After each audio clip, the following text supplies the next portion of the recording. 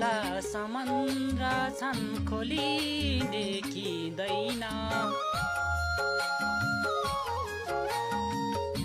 ठुला ठुला समुद्र छन् खोली देखिँदैन आटो पिठो खाए जस्तो तिर्खा मेटिँदैन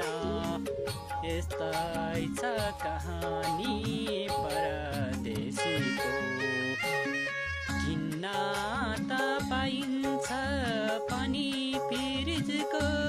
अनि हवाएसीको तर तिर्सना मेट्दैन